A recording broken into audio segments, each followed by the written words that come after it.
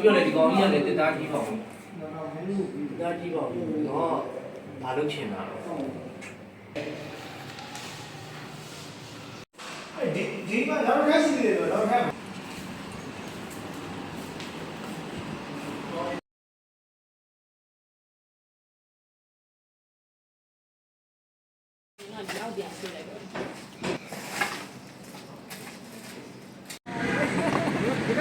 ဟုတ်တယ်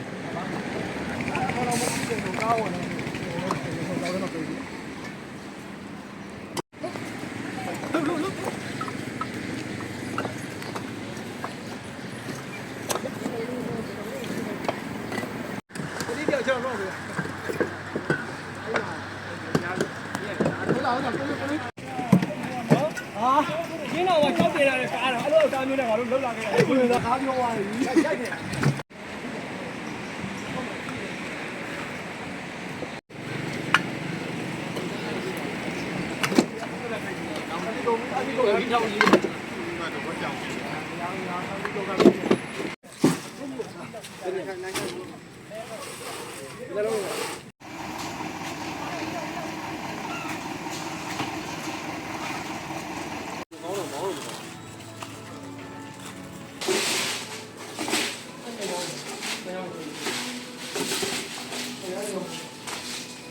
ရှင်းသွားပြီဘာလို့ဆိုတော့နောက်ကျရင်ကိုပဲဒီနေရာညှိ